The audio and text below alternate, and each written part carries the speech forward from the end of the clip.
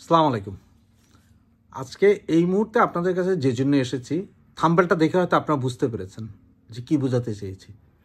যে টেলিগ্রাম গ্রুপেই শেখ হাসিনাকে ইফটিচিং করা হয়েছে বা গালাগালি করা হয়েছে, শুদ্ধ বাংলায় বললে যেটা মা বোন তুলে গালাগালি করা হয়েছে। সুতরাং আপনারা প্রথমে এই 55 সেকেন্ডের টেলিগ্রাম গ্রুপে যেই কথাগুলো হয়েছে সেটা 55 সেকেন্ডের একটা ভিডিও দেখে নিন, এরপর আমি আবার আসছি। ধন্যবাদ। জি মাননীয় নেত্রী, এখন রনি ভাইকে কথা বলার জন্য অনুরোধ করছি।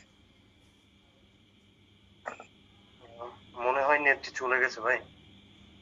আছে যায় না আমি সরি আপা। আচ্ছা আচ্ছা, খুব ডিস্টার্ব করছে আর কিছু কিছু বাজে লোক ঢুকে আজে বাজে কথা বলছে। আমি এখন কিছু বলবো না।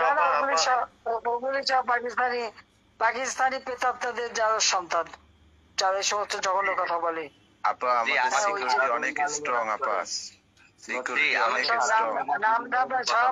নাম লিখে রাখো, জাহাজে করে সব করাচিতে পাঠিয়ে দেবো।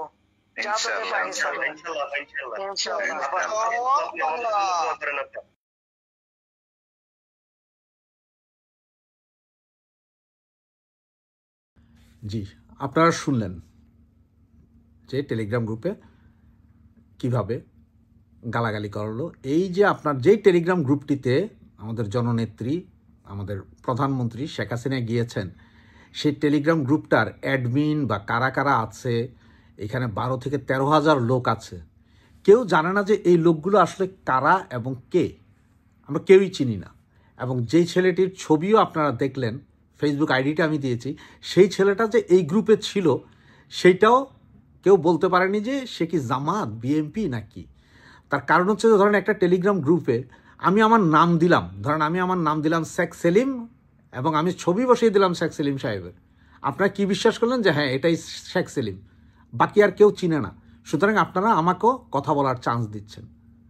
যেখানে আমি এর আগেও একবার লিখেছি, অনেকেই লিখেছে Telegram group, WhatsApp group, Messenger গ্রুপগুলোতে আপনারা বন্ধ করেন, এইখানে এইভাবে লক্ষ লক্ষ লোক নিয়ে বসে আলোচনা করে কোনো ফয়দা নাই, কোনো লাভ হবে না, এভাবেই অপমানিত হইতে হবে। আর দেখেন কারা গালি দিয়েছে, কিভাবে গালি দিয়েছে, তারা ভিডিওটা পর্যন্ত করে রেখে দিয়েছে এবং এটা এখন ভাইরাল করে দিচ্ছে। এটা কি আমাদের জন্য ভালো হচ্ছে?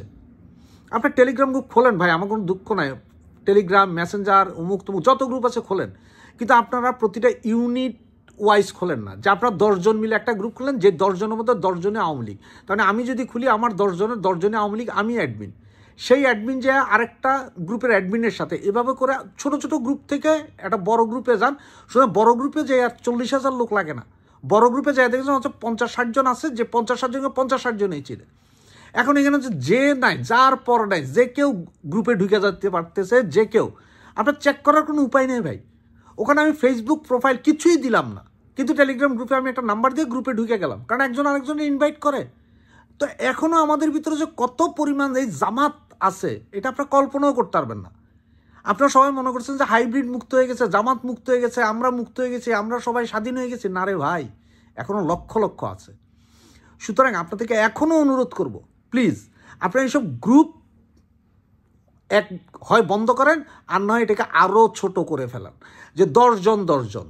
এক্সাম্পল, যে আপনি আপনার ইউনিট, একটা ওয়ার্ডে 4টা ইউনিট থাকে, একটা ইউনিটে 10 জন নিয়ে একটা গ্রুপ করেন, তাহলে এক ওয়ার্ডে 4 ইউনিটে 40 জনের 4টা গ্রুপ হয়েছে। সে 40 জনের মধ্যে এই 4 গ্রুপ থেকে 2 জন করে নিয়ে 8 জন, সে 8 জন যান আপনারা এবার থানাতে, থানার সেখান থেকে সে 7-8 জন সহ এরপরে নগরে যান, মহানগরে যান, বড় গ্রুপে যান।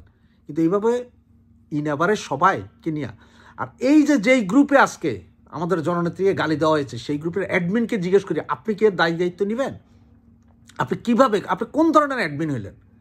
আর আপনারা জানেন না যে কে বক্তৃতা দিবে, কে কাকে কি বলে, কিচ্ছু জানেন না। বাস মাইক ওপেন দেন, এবার গালাগালি শুরু হয়েছে, বাস দে তালিয়া, আপনারা বসে বসে এই তালি দেখতেছেন। এইভাবেই আমাদের গ্রুপগুলোর কাছ থেকেই ঘটনা আমরা জানার আগে সবাই জেনে যায়। আজকে আপনাদের কারণেই আমাদের নেত্রীকে গালি খেতে হয়েছে, এবং তিনি বলেই দিয়েছেন যে কিছু কিছু লোক, উনি ভদ্র ভাষায় বলেছেন, এছাড়া ওনার উপায় কী ছিল? তো আজকে এই যে আপনার একজন, এরপরে দেখবেন যে আগামী এক সপ্তাহের ভিতরে দেখবেন যে অন্যান্য গ্রুপও এই ধরনের সাহস দেখাবে। সুতরাং আপনাদের চিন্তা যে আপনারা কি করবেন, এই টেলিগ্রাম গ্রুপগুলোকে বন্ধ করবেন নাকি আরও থাকবেন। আপনাদের শুভবুদ্ধির উদয় হোক। ধন্যবাদ। জয় বাংলা, জয় বঙ্গবন্ধু।